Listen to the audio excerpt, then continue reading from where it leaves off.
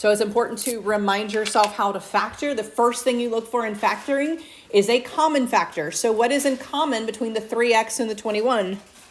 A 3. So you should have taken the 3 out, and you were left with just x plus 7. 3, x plus 7 would have been your factoring here. The next one was a special case. Something squared minus something else squared. This was a special case. What is the special case here? Or for this one. So this is a special case. If you remember the factoring, we said if you have two things that are perfect squares and you subtract them, then in order to do your factoring, you just take the square root of each and do plus and minus. And remember, order doesn't matter. You can do minus, plus, or plus, minus. Right? For the next one, you had to look for a common factor first. What was your common factor between 5x squared and 40x? Yeah, 5x was your common factor. So you would have taken a 5x out, right? And then what were you left with? X minus 8. Yeah. So that was just taking factors out or doing a special case. The next two are ones that we did when we had to look at the last term. So this next one, you looked at 90. So you needed two things that multiplied to give you negative 90, but they added up to give you positive 1. So what two numbers multiply to give you negative 90, but add to give you positive 1? So negative 9 and positive 10, right? Would give you 90. So if I have negative 9 and positive 10, when I multiply them, I get negative 90. When I add them, I get positive 1. And so those would have been your factors, x minus 9, x plus 10, or x plus 10, x minus 9, either way, as long as the negative is with the 9 and the positive is with the 10. The last one dealt with something that has a coefficient in the front, a leading coefficient, if we remember that term. All right, and it has also the 9. And so we did a method where we take it and we, let's just do that, multiply across. The other thing you can do is say, maybe this is a special case. We had one special case up here where it was something squared minus something squared. The other one was a perfect square trinomial. And so the way we looked at that is we said, is this a perfect square? Is 4x squared a perfect square? Yes. What is the square root of 4x squared? 2x. And then we looked at the last one. Is this a perfect square? Yes. Yes, it is. What's the square root of 9? It is 3. And then you're going to say, well, if I multiply these two together, what do I get? 6x. And then if I double it, do I get my center term? 12x. Yes, I do, right? And so we know that it's a perfect square. We're going to use just these two numbers here, the 2x and the 3. Well, how do I know what goes in between it? I'm going to look right here. If that is a plus, I'm going to use a plus. If it's a minus, I'm going to use a minus. And it's actually just that guy twice. Another way to write it is that 2x minus 3 quantity squared. Now, if you don't remember, you can multiply across, and you're going to look for factors of 36 that give you 12, right? That's another way to do it, and then factor by grouping. But if you recognize it as a special case, you can go straight to your special case answer. All right, so those are some of the factoring techniques we're going to use in this chapter. All right, we're going to factor them. These are all called expressions. Expressions do not have an equal sign. So you can't actually tell me what x is. You can just simplify the expression or you can factor the expression. All right, we're going to actually look at equations, which means you can actually solve and tell me what x is. All right, and so the first way we're going to do that is by factoring. Look at page 484 in books. There's our fountain in downtown Charleston. Page 484. First thing we're going to do is look at the definition of a quadratic equation. A quadratic equation. It is an equation of the second degree. Remember what degree is? Degree is my highest exponent. So you can see that the x in your quadratic equation is squared. All right. Second degree. In standard form, remember standard form goes highest to lowest. So it goes some coefficient x squared, a coefficient in front of x, and then a constant. So standard form of a quadratic equation will always be ax squared plus bx plus c. It's just highest to lowest exponent. Remember when we did standard form for all polynomials, we listed them highest to lowest exponent. And so that's all standard form is doing for this, but specifically quadratics have a degree of 2, all right? If it doesn't have a degree of 2, it is not a quadratic, all right? Quadratics, by definition, have a degree of 2, all right? A, B, and C are real numbers. They just represent the coefficients in front of your x, and C represents the constant, which is the number that doesn't have a variable with it, all right? So that is standard form. The first thing they tell us about this is what's called the zero product property. This is something you have known for quite some time. In order to get 0 as an answer with multiplication, one of your numbers has to be 0. So if you say 2 times something equals 0, that something must be 0, all right? So in order to multiply any two numbers, you must, and to get 0, one of them has to be 0. That's just a fact. And so we're going to use that concept to figure out what our x's could be for our quadratic equations. Now, because you have a degree of 2, you will always have 2 answers. If there are answers to be found, there will be 2. As we get into higher math, you'll see that some of them can be real, some of them can be irrational, some of them can be just rational whole numbers, but some of them can be what's called imaginary numbers. And so we're going to get to that as well. Well, because when you're solving by factoring, what you're going to do is you're going to break it up into factors. You're going to make sure that it equals 0. In standard form, it's going to equal 0. And so if you break it up into factors, you are actually saying, well, this group times this group equals 0. In order for that to be true, one of the groups has to be 0. So this is going to tell us what x could possibly be. In order to solve this, we're going to say, well, if these two multiplied together give us 0, then that means x minus 5 has to equal 0, or x plus 2 must equal 0. In order for that to equal 0, my multiplication rules tell me that at least one of the numbers has to be 0. That's just how it is, all right? And so my first option for what x can be, I'm just going to solve it. I add 5 to both sides, just like I'm solving an equation. X could be positive 5. And then for the other one, I'm going to say, well, if I subtract 2, then x could also be negative 2. And so because this is a quadratic, I'm going to have 2 answers. I'm going to say x is either 5 or it's negative 2. Those are my options. Now you can check it. You could plug it in. All right? If I plugged it back into my original, let's say 5. I would say 5 minus 5 times 5 plus 2 equals 0. 0 times 7 equals 0. Did 5 work?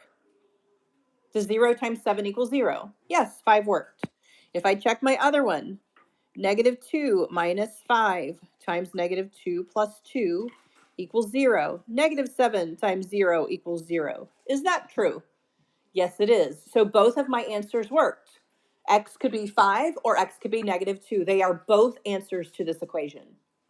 That is solving by factoring. The reason it works is because you're going to break it up into factors. Factors are simply multiplying by each other. You're going to set each factor equal to 0, and you're going to say, these are the possibilities for my x.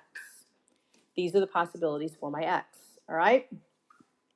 Now look at the next one.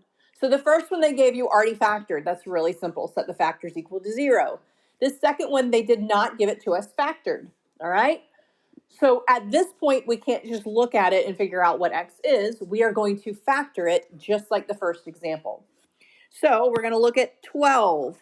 I need two numbers that multiply to give me positive 12 and that add to give me positive 8. What are two numbers that multiply to give you 12 and add to give you 8?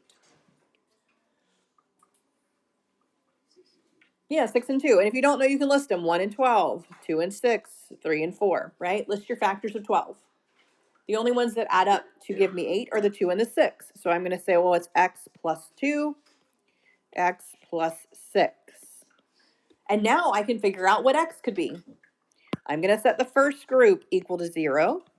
I'm going to set the second group equal to 0. What could x be from the first group? Negative 2. Subtract 2 from both sides. What could x be from the second group?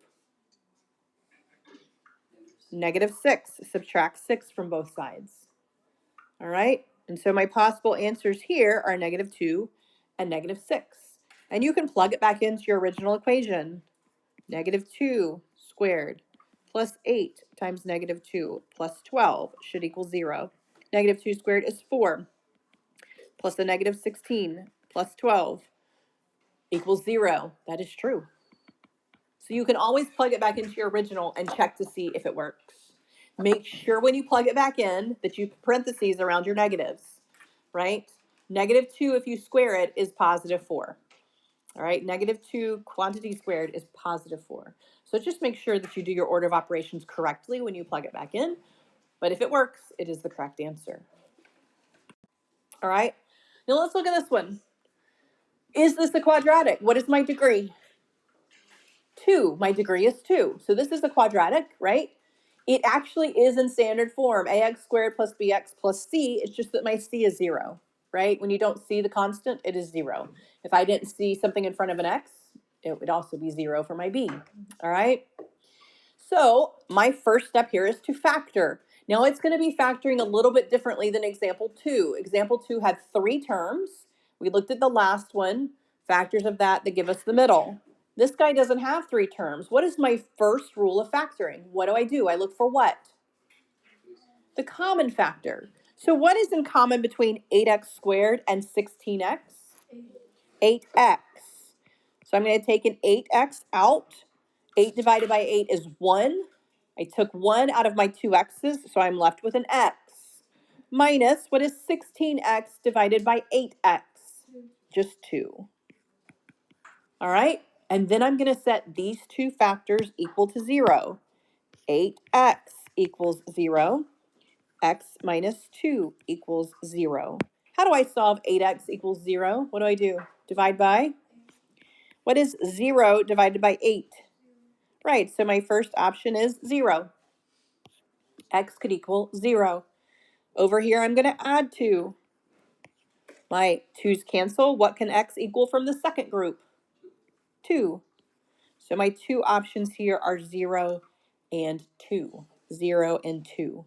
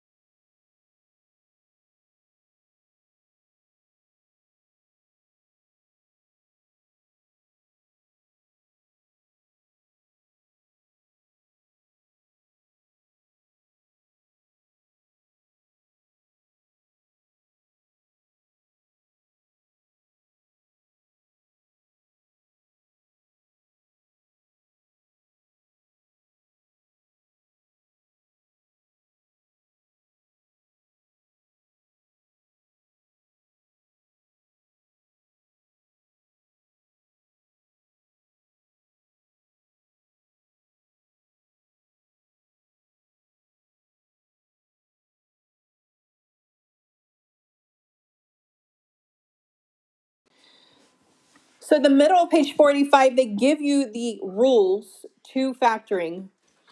Write it in standard form. You cannot assume that it is automatically in standard form when you get it. So you want to make sure that you write it in standard form. Ax squared plus bx plus c equals 0, okay? So you must have it in highest to lowest exponent, and you must have it equal to 0. If it does not equal 0, then your product property of multiplication doesn't work.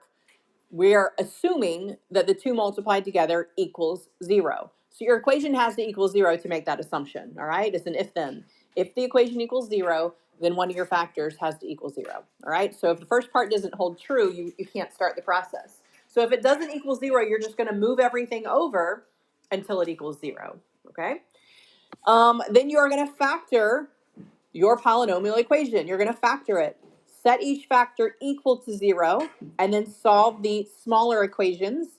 You can check your solution by plugging them back into your original.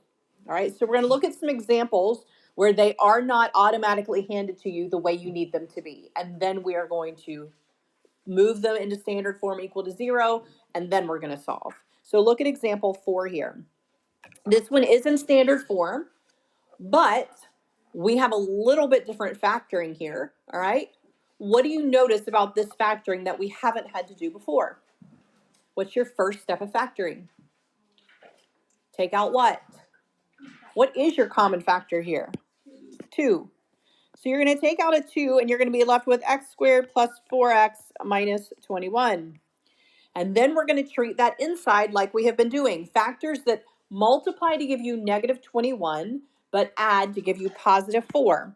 What two numbers multiply to give you negative 21 and add to give you positive 4? 3 and 7. Which one's positive and which one's negative? I need a positive 4. So yeah, I need a positive 7 and a negative 3. You can check it. Positive 7 times negative 3 equals negative 21. Positive 7 plus negative 3 equals positive 4. All right, so those are my two factors. I'm going to say x plus 7, x minus 3. Now before, when we had something on the outside, we set it equal to 0. Remember, we had 8x. That was our common factor. We set it equal to 0 and solved. The problem here is our common factor is just a number. When will 2 equal 0? Never. So we don't have to set that equal to 0. There is no variable to solve for. That is just helping us factor, okay? It is still a factor. 2 is still a factor of your equation, right? But it's not a factor that has a variable to solve for. So we're only going to set factors equal to 0 that have a variable in it. So we're going to set the x plus 7 equal to 0, and we're going to set the x minus 3 equal to 0. So from the first group, what is x going to equal? From here, what is x going to equal? Negative 7. How about the second one? What's going to give us here? X equals positive 3. All right. Now you'll notice it looks just like these factors, but opposite, right? We got a positive 7 and negative 3. That's what we set up as the factor. Then when we set it equal to 0, we had to move it across the equal sign, which changed it. It will always work out that way, as long as you have an x. Now, if you had like 2x here, obviously it's not going to be the same because you have to solve for it. But it's just x plus, x minus. It's just going to end up being the opposite because you move it across the equal sign. What's wrong? It doesn't equal what? It does not equal 0. So we have 3x squared equals 147. In order to solve this by factoring, we have to make it equal to 0. So in order to do that, we're just going to move it over. When you move it across the equals, it is no longer a positive 147. What is it?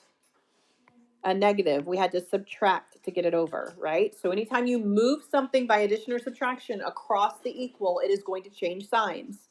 All right, now it is in standard form, highest exponent to lowest, and it's equal to 0. Now we can solve. What's my first step in factoring? Take out what? 3. Yeah, take out the 3. How do I know that 147 is divisible by 3? Right, it adds up to 12. 1 plus 4 plus 7 is 12. So I know that since 12 is divisible by 3, 147 is divisible by 3. So I'm going to take a 3 out. I am going to get just an x squared here. 147 divided by 3, by the way, is 49. All right. Now, can I factor x squared minus 49? It is a special case, just like from our bell work. Perfect square minus a perfect square, right? What's the square root of x squared? What's the square root of 49? 7. So this is going to factor to x plus 7, x minus 7. All right. I do not set the 3 equal to 0. That doesn't make sense. I set my other ones equal to 0. X plus 7 equals 0. X minus 7 equals 0. From this first group, what is my answer going to be? X equals what? Negative 7, and the second one is 7. All right. You'll notice in your book, they wrote it this way. Positive and negative 7. I will take that. As long as you indicate that it is both the positive and negative of the number, you don't have to write it twice. I will take either one of these. They are the same thing. All right, but your answers are positive and negative 7. Again, this is not in standard form. All right. So we are going to do highest to lowest by moving the 14x squared over and the 8x over. So we have 4x cubed. We're moving the 14x squared over, so it becomes negative 14x squared. We're moving the 8x over, so it becomes negative 8x. And now nothing is left on the right side, so we put nothing, which is 0. All right. Now, just looking at this, this does not look like a quadratic. Why does it not look like a quadratic? What's my degree supposed to be for a quadratic? 2. So this is technically not a quadratic equation. This is an equation with a degree of 3, okay? A degree of 3. However, when we factor, the first step is to take out the common factor. So in a quadratic, how many answers do you have? 2, because my degree is 2. How many answers do you think I'm going to get for this one? 3. My degree is 3. All right, so now we're actually going to be looking for 3 answers. My first step is still to take out my common factor. What is in common between 4x cubed, 14x squared, and 8x? Yes, 2x, right? I'm left with 2x squared minus 7x minus 4. All right, now that's a quadratic, which I can factor. Okay, that is a quadratic that I can factor. All right. For this one, it's not a special case. The 2 does not have a perfect root. The 4 does, so it's not going to be a special case. I have to factor using my multiply across. All right, so I'm going to say 2 times 4. So 2 times negative 4 gives me negative 8, right? I want 2 numbers that multiply to give me negative 8 and add to give me negative 7. What are they? Multiply to give me negative 8, add to give me negative 7. 1 and 8. Yeah, so positive 1 and negative 8. Everybody see that to be true? All right, so I'm going to leave this 2x out here. I'm going to rewrite this, what's in parentheses. I'm going to leave the 2x squared exactly the same, 2x squared. I am going to replace the negative 7x, hopefully y'all remember this process, with a 1x and a negative 8x. And I am going to leave the negative 4 alone. All right. How do I continue factoring when it is 4 terms? How do I factor 4 terms? What's my process? Factor by what? Grouping. Grouping. Foiling is when we check it. Grouping is when we're factoring it, okay? So I am going to factor by grouping. I am going to group the first 2 and the last 2. I grouped behind a negative. What do I need to do to that negative 4 at the end? Change the sign from negative to positive. Negative to positive. All right. All right, next step, leave my 2x alone. All right. What can come out of 2x squared and 1x? What can come out of those? Just an x. I'm left with 2x plus the 1, right? What can come out of 8x and 4? A 4. And I'm left with what? 2x plus 1. This is also how your grouping should always be, by the way, when you factor by grouping. It should work out that way. All right. My last step here in factoring. I have this 2x out here. He's going to be left there. I have the 2x plus 1 in common. That's going to be a group, 2x plus 1. What's my last group? It's what I have left over, right? X minus 4. These are all of my factors. Because it was a cubed, I should have 1, 2, 3 factors, okay? Degree of 3 gives me 3 factors. So now I'm going to set each one of those equal to 0. 2x equals 0.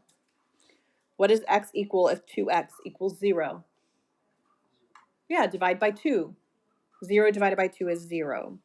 I'm going to set 2x plus 1 equal to 0. Subtract 1. 2x equals negative 1. Divide by 2. X equals what? Negative 1/2. That's another answer. negative 1/2, right? My last set, x minus 4. X minus 4 equals 0. What is that going to give me? Add 4 to both sides. X equals 4. Those are my 3 answers. Okay? Take out your common factor. Unfoil using whatever method you need to. If it's like this, you're going to do this long method, right? If it's just where you can look at your last term, look at your last term. And then set each one equal to 0. All right, let's try some. Look at page 487. Oh,